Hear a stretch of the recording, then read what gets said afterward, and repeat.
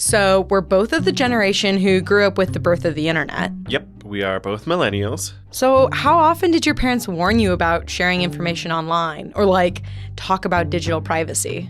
Actually, I don't remember my parents ever having that talk with me. Is that bad? I don't really remember the first time I had the talk with my parents either. I think I've always just been a bit leery of strangers on the internet knowing too much about me. But it turns out that's probably not the aspect of digital privacy that I need to be the most concerned about.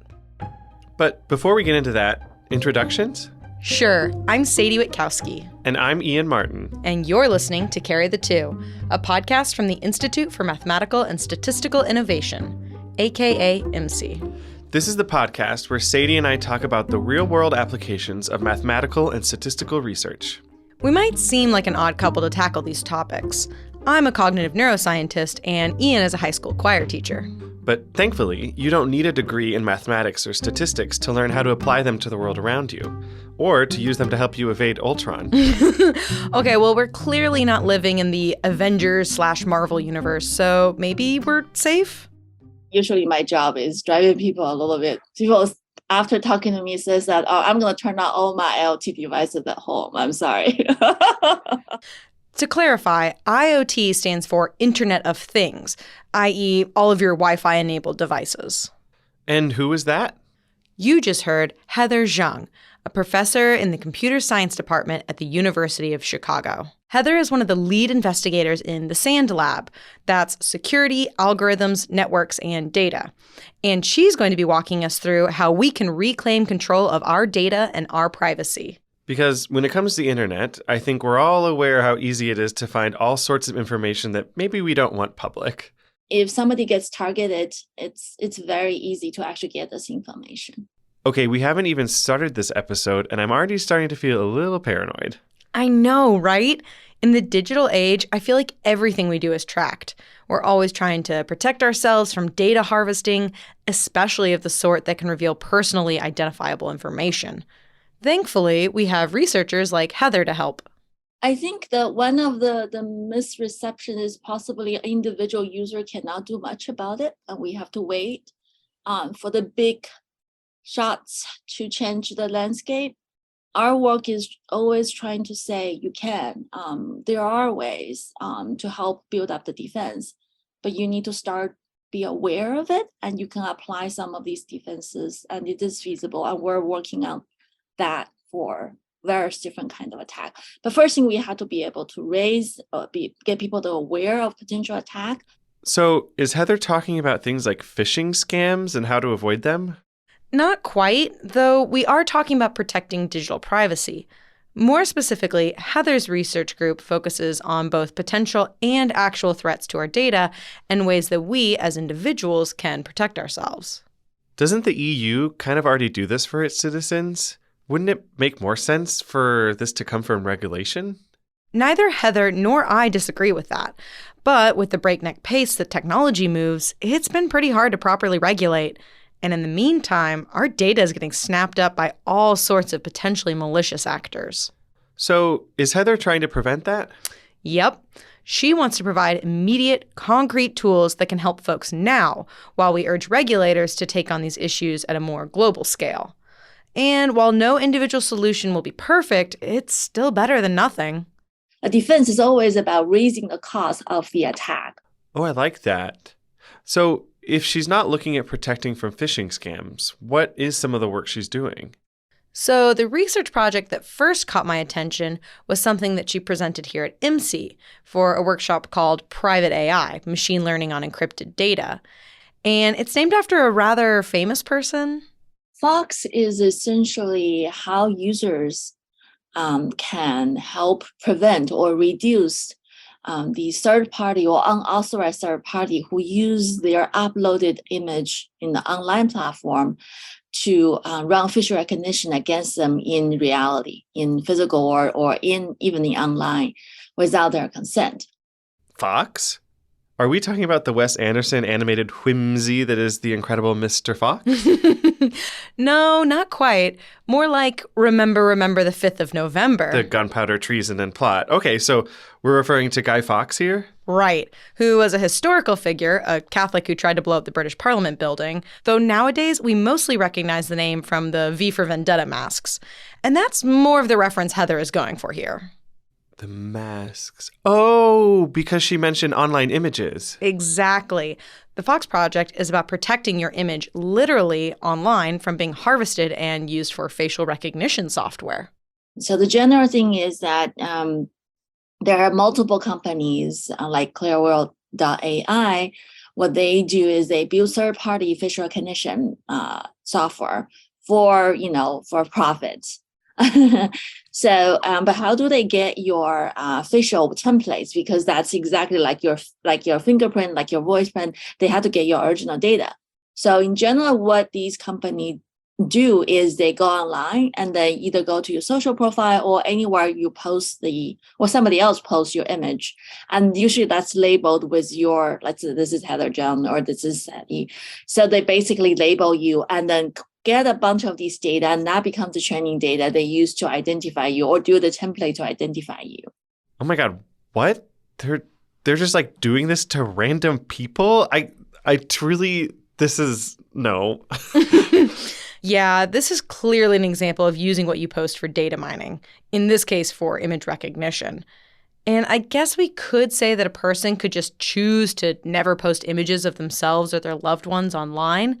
But come on, really? How many people do you know who don't have an Instagram or Facebook account? This is very easy because before they had to take your photo. You had to go to DMV to take a photo. Now it's very easy. Just build a script and they basically just scope many things out of the internet. So that's the one. So when we post our live photo, we have to be really cautious, right? But it's very difficult to either post and don't worry about it, or you just say, oh, I'm not going to post anything at all. I don't post anything about my kids or my family. But not everybody would want to do that. That basically kill the social interaction. So what we're trying to do is what users can do in this regard. You can wait for the law to regulate these companies, industries, or is there anything that user can do? So what we're trying to do is using kind of AI or ML to defend against ML. So how does this Fox thing help protect my beauteous photos from being turned against me? You know the podcast format by now.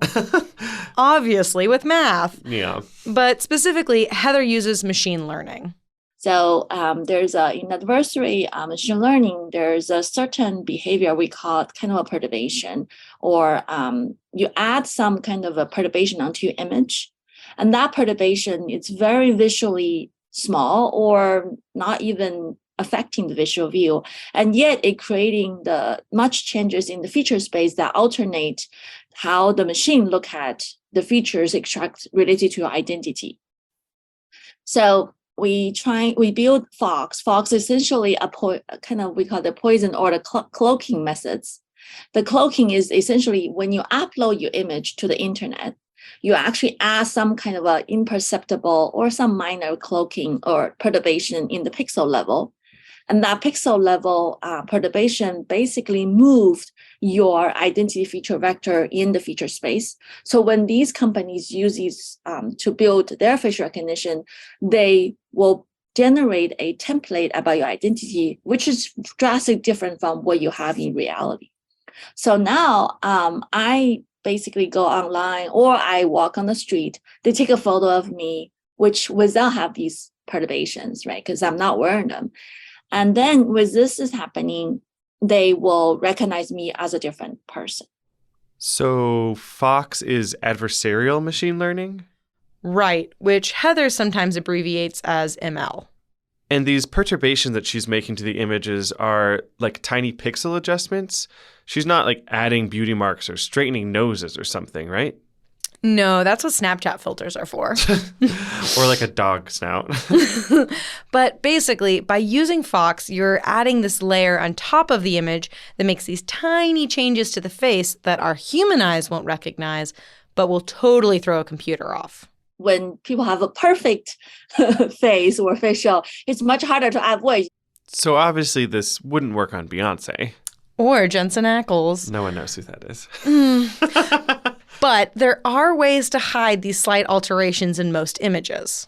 Ideally, if you have, as you're aging, if you have any wrinkles or anything on your face, it's a natural one, like age spot or whatever. It's actually perfect to actually hide all these perturbations into one.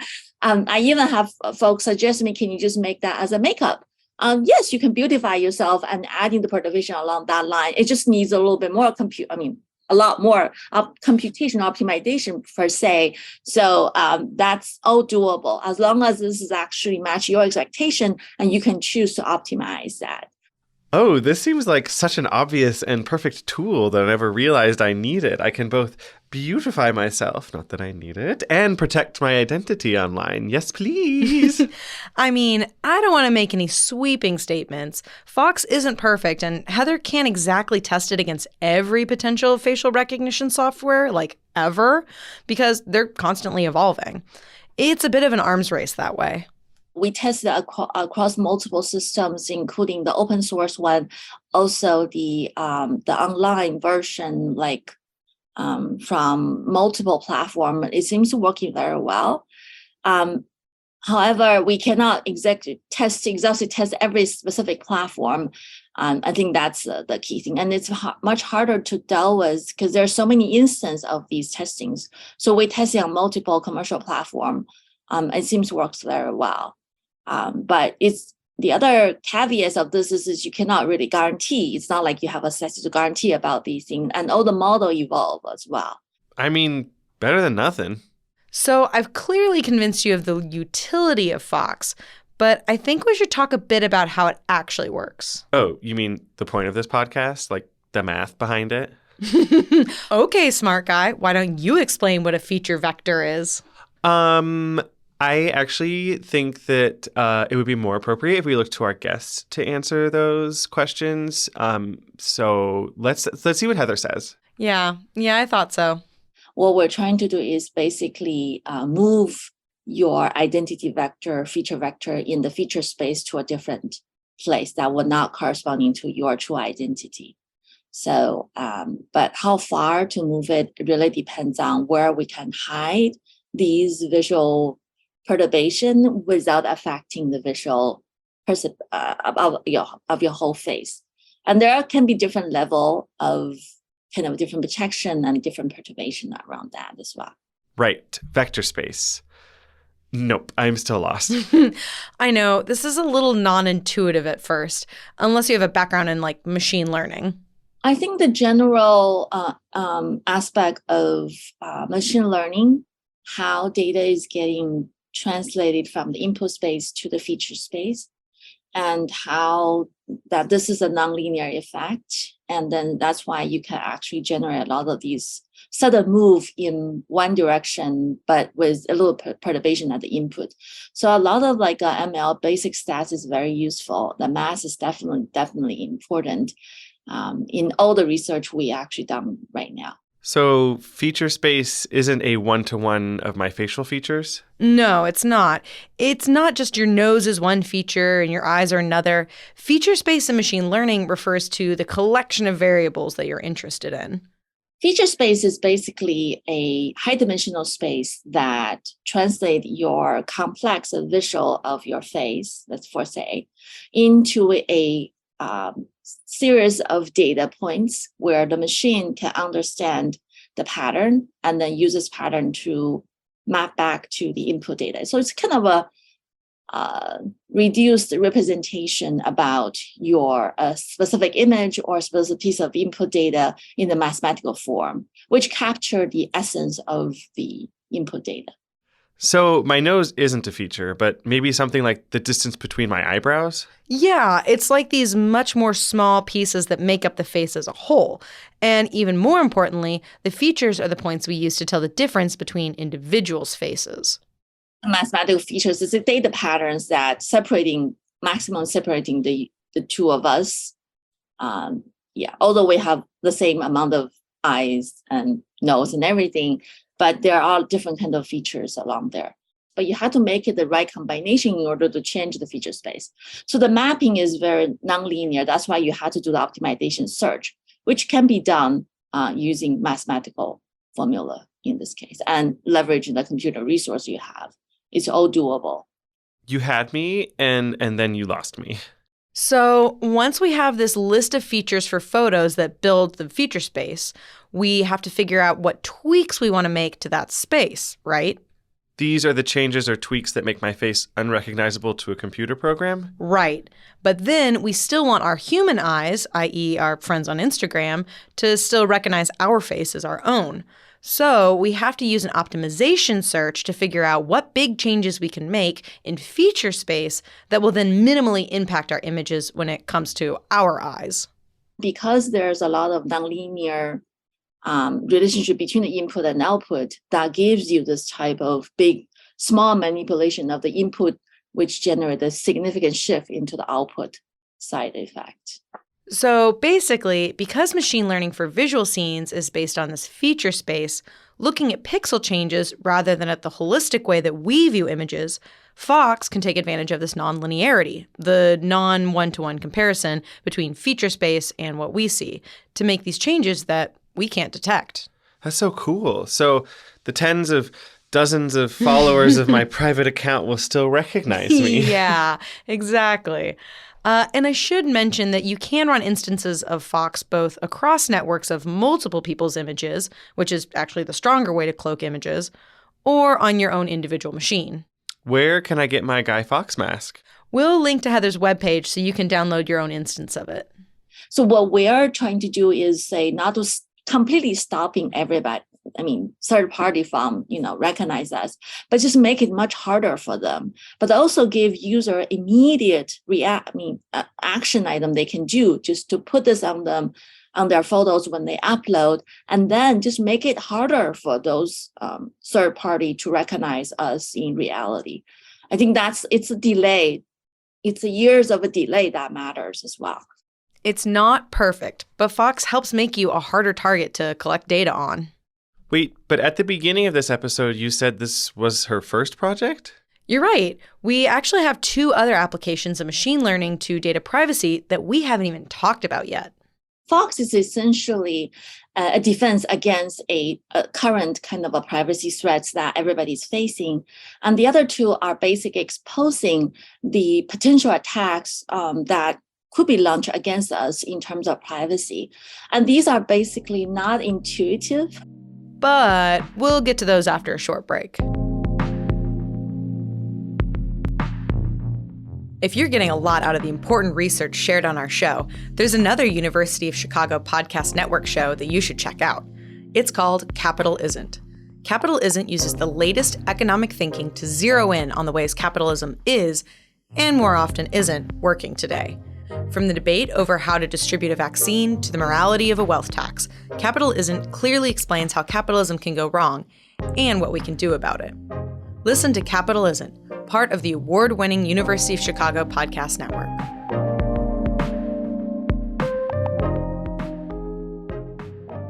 So now that we've dealt with an example of real-world data privacy and protection, Heather mentioned potential attacks? Right. These next 2 projects her group worked on are more focused on preventing ways that we could potentially lose privacy. And, of course, ways that we as individuals can actually prevent that. So what's up first? Well, imagine if someone could track your movements within your own home, whether that be an apartment or a house, just by dropping a passive receiver, a Wi-Fi sniffer, within range of your Wi-Fi network. Wait, what? Also, they don't even need my Wi-Fi password? Which obviously isn't an obscure Harry Potter reference. No, you would literally have no way of knowing unless you discovered the bug, because it's totally passive and it doesn't affect your network or your devices at all. So we're just trying to look at, if, because all these Wi-Fi devices transmit some signals, and they do transmit signals over time, can an external observer just observe the fluctuation of these signals and use that to infer your activity or your presence in the home? I would love it if you said this was all the paranoid delusions of my mind and that it's totally not possible. Yeah, wouldn't we all? Sadly, if you have a malevolent actor who wanted to track you this way, they pretty easily could. Be completely passive. It doesn't need to send data. So that's why if anything's passive, you can drop a wireless lamp, which does not send data. You can just let it observe, right? Anything on the street, anything can put near your garden or a sniffer, which lasts for a few days. And then they basically record your daily patterns over time. I think that's the, and it's very difficult because it doesn't transmit any data. So that's one. It just listen. It does not control the signal. Just listen and use mathematical analysis. We look at, we calibrate and remove the noise effect, everything, and then just identify which room you're at a particular time. Wait, but how is this bad actor able to tell where I am in my apartment using Wi-Fi? Well, the key is having multiple devices on your Wi-Fi network across the different rooms. The sniffer collects that information and if they can analyze that data and then look at the perturbation within that data over time, and they can know when you're at a particular room. Let's say in the morning you got up, you go to the bathroom, or you go to the dining room, you go to the kitchen. They know exactly which room you go a particular instance. So that's basically, they know when you enter your home, which room you're going to, and that's kind of a scary effect. And the more Wi-Fi devices you put into the home, the more precise information they will obtain. I'm still not getting exactly how this works. Think of it like echolocation, that thing that bats do to navigate the world. Every device is connected to your network and is constantly sending out a signal, which is then deflected or weakened when it runs into stuff. Like how you might need a second device in your home office if the router didn't reach there? Exactly. So walls and furniture affect the signal, and so does our physical body. So if you record the signals over time, you can spot the fluctuations that represent you moving through your space. That is so creepy. And it just needs to monitor the signals changing over time. It doesn't need to know the internal structure. But if you have a floor plan, it helps tremendously. But the floor plan, you can actually get it from a lot of real estate website anyway. Congrats, you have thoroughly freaked me out. I will be unplugging everything as soon as I get home. Yeah, sadly, that's not a great option for folks though, right? Like we need Wi-Fi to log into work if you're working from home, or play music, or turn on smart lights, or whatever else people use the Internet of Things for. But I'm assuming based on Heather's orientation towards protecting our data that she has a solution? Indeed. Basically, her group has proposed an AP-based obfuscation. Oh, yes, the Advanced Placement-Based Obfuscation Test. I hear it's a really tough one. AP in this case means access point for your Wi-Fi. Basically, it's the same idea as Fox. You can add noise or cloak over the original signal, and that hides these patterns. And we're trying to say your AP, your access point, can actually help you by transmit some kind of obstruction or obfuscating signals. So it's mostly adding perturbation, just make it harder for the attacker to extract information easily. They either needs to have a multiple antenna, so you basically just make it much harder for them to deploy without you knowing it's there, or they just need much more sophisticated devices. It's much harder for them. So it's all about raising their cost. So you can add a noise mask over the signal, and that makes it harder to detect the true signal? Bingo. Well, thank you for taking me on that journey of freaking me out to feeling like I can at least do something about it. Are you ready for me to do it one more time? If you must. Keyboard project is more recent. It's kind of a little bit more scary.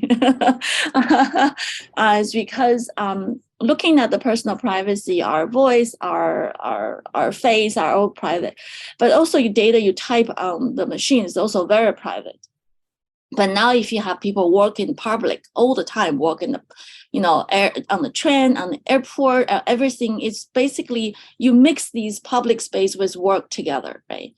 But now if you're typing your sensitive information on the keyboard, right? It's like I'm doing this, right? And I'm typing on the keyboard.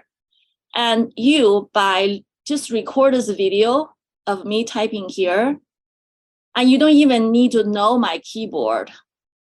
And I can, after you type about 10 minutes or 500 words, I know exactly what you typed. Well, I know 90% of what you typed. Whoa, back up. Right. So this project is perhaps a more immediate fear or concern than the Wi-Fi one. Heather's research group is trying to figure out how to protect people's private writing that they're doing in public spaces. This feels very James Bond. Oh, yeah. It feels classic spycraft.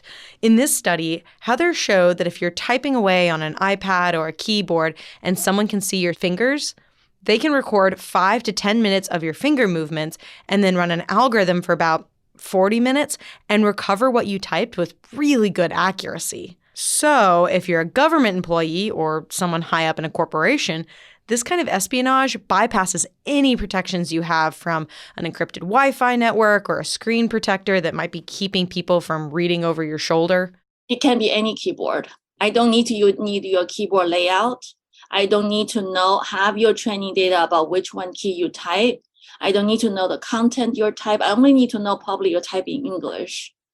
That's all we need to know. Nothing else about it. It's a first encounter attack. I don't need any information about you. I just need to have an RGB camera in front of you and then you're typing. How are they able to do this? I mean, I tend to be a pretty sloppy typist, so how could they even tell when I'm tapping out? Well, it gets back to Heather's work in machine learning. We use a language model. The language model have some kind of frequency and things about that. It's a little bit complex, but also I use a language model to help you build the first layer of the label. And then they help you get an initial label to at least give you some sense about these labels, but many of them are wrong. Yeah. And we filter them and identify and train the DNA model to actually self-correct some of these errors. It actually worked pretty well. So kind of like the frequency predictions we talked about in Allyson's episode on GPT-3? Right. These are prediction models which combine the mathematics of the program to produce statistical predictions about what, in the case of GPT-3, makes the most sense linguistically. And then in the case here, statistical predictions are taking the patterns you typed and figuring out what words you were writing. And if you missed Allison's episode, you can find it on the link in the show notes. And just like GPT-3 used layers in the neural net to build complexity, in this keyboard study, Heather used a similar idea. So it's called a hidden Markov model. So it has a little bit more beyond the frequency. It also uses a transition kind of probability to maximize the one. So you basically build a initial clustering based on how your fingers move, where you touches. But all these are basic estimate from my low dimensional analysis. And you use this to give a rough guess. And this rough guess is basically used, and we actually apply the filter. So the filter is a little bit more complex because we're trying to look at consistency, look at many things across multiple layers, and just to eliminate potential noise, or at least eliminate the labels that could be wrong or uncertainty. So you use less number of labels with reasonable accuracy, and then you apply additional level of noisy training, and then that helps us build a much better DNA model to recover the contents. CD, I thought we were investing in a jargon alarm or buzzer or something. I'll put it in our budget for the next season, but what's tripping you up? Markov model, clustering, filtering. I mean, what's happening here that allows these hidden Markov model thing to figure out what I'm typing? Well, when you boil it all down... So it's all about, finding patterns. But going back to the jargon, a hidden Markov model is used to predict a sequence or a series of unknown, aka hidden, variables. It's based on observable variables. So in this case, we're trying to predict the hidden button presses / words that were typed based on the observable movements of a person's fingers. The cool thing about it is that you don't actually need any prior knowledge. You don't need to pre-train the model because it's only learning based on the finger movements that you give it. So we had to deal with noise. We had to deal with that you don't have training data. And the user behavior varies, right? So I type and you type very differently. And also our pattern may not be fully consistent all the time. Right. So that's another level of noise we have to deal with. So the model has to deal with noise in the system, which is why it makes a clustered estimations of where the fingers are pressing as a first pass, and then you start adding in some more other filtering to refine those guesses. So the clustered estimation might be that my finger actually pressed D, but the model will say it could be maybe an S or an E that I hit. But it's really unlikely that that finger tapped like K. Exactly. At least that's the case on like a QWERTY keyboard. So this hidden Markov model algorithm just needs 5 minutes of my typing and then 40 minutes to chug along, and you'll know what I typed? I mean, you need at least 500 words-ish typed, so that amount of observed time varies between the speeds of typists. But yeah, that's the idea in a nutshell. Of course, this algorithm would be really bad at recovering code, for example, if you were writing in Python or R. Because code has different frequencies of letter or word use? Yeah, that's kind of true, but actually it's much more because it's hard to write in code fluently like we do for human languages. It takes people, on average, much longer to type 1,000 characters in a computer script than it does to just write an email. That is not what I was expecting. So have I thoroughly convinced you that a spy with an iPhone camera could record you for under 10 minutes and recover all the terrible fan fiction you were writing at your local coffee shop? It sounds like that's something you're worried about. But point taken. I do see the dangers posed here. Now, let's hear the solution. I think the immediate thing is if you go to an airport, you go to a public space, people do this all the time, right? Yeah. You see more people typing on iPads and many of these travel keyboard all the time without any blockage. Blockage? So the key weakness here is using something like an iPad where the potential spy can clearly record your finger movements. I think if you use a laptop, maybe you're safe because the screen actually provides pretty good privacy. But if you're not using you're so good at typing on iPads, which does not have a blockage, that's what we're saying, that you need to be aware of this, because somebody can just pretend to watch a video. Because what we're showing is somebody just pretend to watch a video and then record you. So moral of the story for this one is to use a laptop in public instead of an iPad. Or just bring one of those manila folder things that they used to make us put up between our tests when we took them. Yeah, exactly. So for a Mathy podcast, this is quite a low-tech solution, but I like it. So, did I live up to my promise? Were you made paranoid and then reassured that there are things you can actually do to protect your digital privacy? Yes, it has been quite the roller coaster. I just love how mathematics can be used as the solution, as we saw in Fox. Or mathematics are used to reveal potential dangers to our privacy in the adversarial manner, as Heather describes it. We're not reinventing these maths. We're applying or understanding the implication of doing so, whether it's from the machine sides or from the attack sides, or it's from the defense sides. They're all involve, what you can do to change the pattern and what you can do to, and subject to certain constraint, whether it's perturbation size, whether it is where you use it, how you use it, whether it's a physical barrier versus a digital edit of your photo. All these are basically what you can do to change the pattern of the what can be used for data analysis, and how do you do that? Math can be used for good or for evil. But regardless, we have to be aware of these potential risks and dangers before we can know how to counteract them. I think that individual user has the agency to protect themselves and has the capability to protect themselves, or at least raise the attack cost, is the key thing we're trying to say here. So while we should really have governmental powers regulating a lot of this and helping protect folks, in the meantime, we can use math to proactively protect ourselves.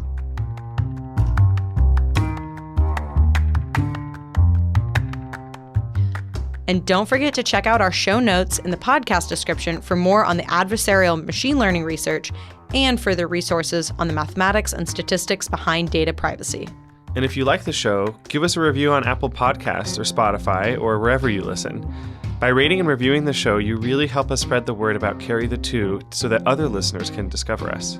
And for more math research being shared at IMSI, be sure to check us out online at our homepage, imsi.institute. We're also on Twitter at IMSI_Institute, as well as Instagram at IMSI.Institute. That's IMSI spelled IMSI. And do you have a burning math question?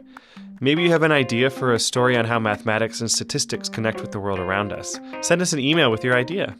You can send your feedback, ideas, and more to sadiewit@imsi.institute. That's SADIEWIT@imsi.institute. We'd also like to thank our audio engineer, Tyler Damme, for his production on the show. And music is from Blue Dot Sessions. Lastly, Carry the Two is made possible by the Institute for Mathematical and Statistical Innovation, located on the gorgeous campus of the University of Chicago. We're supported by the National Science Foundation and the University of Chicago.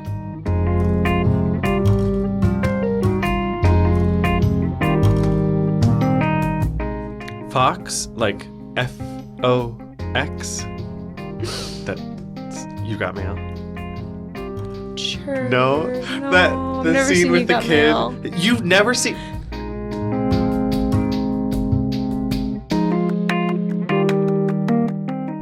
I was waiting until we were recording because I have big news. Which is? I'm going to see Beyonce. You're like, I actually do need this on tape.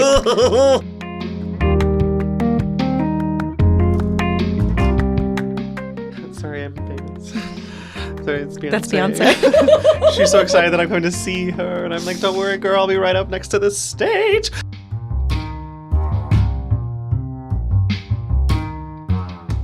First of all, I did have the thought of like, can I bike with one wheel, one pedal? Can I make this work? Somehow there's a way here. Could I bike with just the back wheel?